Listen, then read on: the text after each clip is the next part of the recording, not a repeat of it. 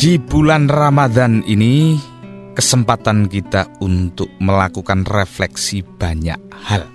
Dari mulai refleksi individual kita selaku pribadi, sampai soal-soal yang bersifat komunal. Mulai dari komunitas, dari masyarakat, sampai negara. Lah, di dalam konteks bernegara, elok di hari-hari ini karena ujian kita dengan tetangga kita bernama Malaysia itu tidak juga ada rampung-rampungnya. Bukan berarti yang tidak rampung itu kita sebut konflik, tetapi dinamika dan romantismenya. Kita localize saja, gesekan itu menjadi dinamika dan romantika hidup bertetangga. Selain soal-soal yang bernama kemaslahatan, bertetangga itu memang ada soal-soal yang harus dibayarkan. Enaknya bertetangga itu, bahkan di kampung kita ini, apalagi musim puasa dan menjelang lebaran ini, apapun dinamika kita kepada tetangga, gesekan-gesekan yang pernah ada kepada mereka, antara kita dan mereka, itu tidak menggugurkan kebaikan-kebaikan tetangga, terutama kalau mereka sedang masak ini itu, sedang punya hajat ini itu. Itu berkatnya sampai juga ke rumah kita. Kalau mereka kendurian, meskipun kita absen tidak datang, nah makanannya itu sampai juga ke rumah kita.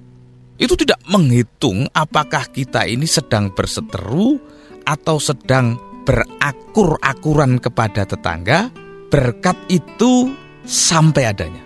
Ini fitrah bertetangga dari sisi keberkatan. Nah, tetapi sebaik-baik tetangga itu, mau sengaja atau tidak, selalu harus ada ruang yang kita adakan, kita selenggarakan untuk memberi ruang-ruang bergesekan. Sebaik apapun kita kepada mereka, karena bahkan sebaik-baik kita itu, kalau kita baik sebagai pribadi, ada konteks yang berubah. Nah, kita selalu mencoba baik, tetapi kalau konteks itu berubah, gesekan itu bisa muncul tanpa bisa kita kendalikan.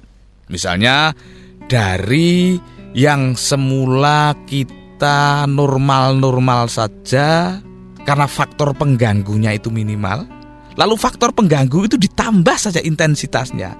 Ini sebaik-baiknya kita, itu rawan persoalan. Misalnya tetangga mulai memiliki mobil baru. Yang bernama mobil baru itu mobilnya loh ya, waktu memilikinya loh ya, bukan kebaruan tahunnya, bukan selalu harus beli baru dari dealer, itu bukan. Tetapi baru konteksnya. Dari konteks bersepeda motor, tetangga kita itu meningkat ekonominya, lalu beli mobil bekas misalnya. Wah, mobil bekas ini kadang juga ada mogoknya. Kadang ia menyita lebih rakus ruang.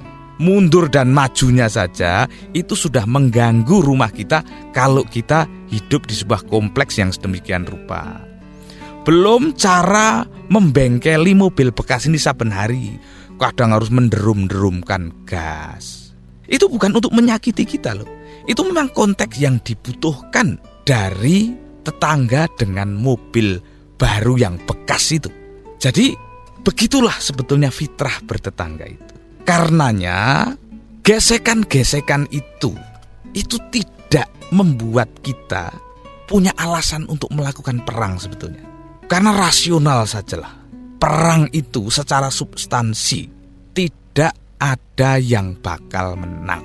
Peperangan kita kepada tetangga itu sama-sama akan berbuah kepada kelelahan, rasa capek, kemarahan yang tidak berujung, dan kerugian di kedua belah pihak. Makanya terhadap gesekan-gesekan yang mungkin muncul atau selalu akan muncul itu, cukup kepadanya kita sediakan ruang.